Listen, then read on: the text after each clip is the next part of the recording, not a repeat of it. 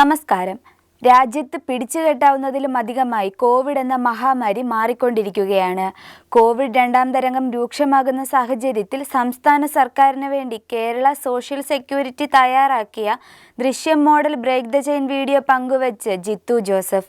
മോഹൻലാലിന്റെ പിറന്നാൾ ആശംസകൾ അറിയിച്ചുകൊണ്ടാണ് ജിത്തു ജോസഫ് ബോധവൽക്കരണ വീഡിയോ പങ്കുവച്ചിരിക്കുന്നത്.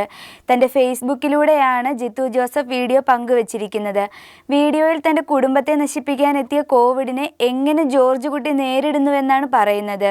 സുരക്ഷിതരാകാം, കോവിഡിൽ നിന്ന് നമ്മുടെ കുടുംബത്തെ രക്ഷിക്കാം എന്ന ആശയം മുൻനിർത്തിയാണ് സംസ്ഥാന സർക്കാരിന് വേണ്ടി Kerala social security mission video തയ്യാറാക്കിയത്. ലാലേട്ടന് പിറന്നാൾ ആശംസകൾ എന്നാണ് വീഡിയോ പങ്കുവെച്ചുകൊണ്ട് ജിത്തു ജോസഫ് കുറിച്ചത്. ഫെബ്രുവരി 19 ദൃശ്യം 2 ആമസോൺ പ്രൈമിൽ റിലീസ് ചെയ്തത്. മോഹൻലാലിന്റെ ജോർജ് കുട്ടി എന്ന കഥാപാത്രത്തിനും ജിത്തു ജോസഫിന്റെ മികച്ചൊരു ക്രൈം ത്രില്ലറിനും ലോകമെമ്പാടുമുള്ള പ്രേക്ഷകരിൽ നിന്നും മികച്ച പ്രതികരണമാണ് ലഭിച്ചത്. കാണാം വൈറലായിക്കൊണ്ടിരിക്കുന്ന വീഡിയോ. ഞാൻ വെറും ഒരു സാധാരണക്കാരനാണ്. എന്റെ ഭാര്യയും മക്കളും അടങ്ങുന്ന ഒരു കൊച്ചു ലോകം, അതാണ് എന്റെ കുടുംബം. ആ സ്വകാര്യതയിലേക്ക് ക്ഷണിക്കപ്പെടാതെ ഒരു അതിഥി വന്നു. ഞങ്ങളുടെ കുടുംബം ശിഥിലമാക്കാൻ കെൽപ്പുള്ളൊരു അതിഥി. ഞങ്ങളുടെ യാചനകളൊന്നും അവൻ ചെവിക്കൊണ്ടില്ല.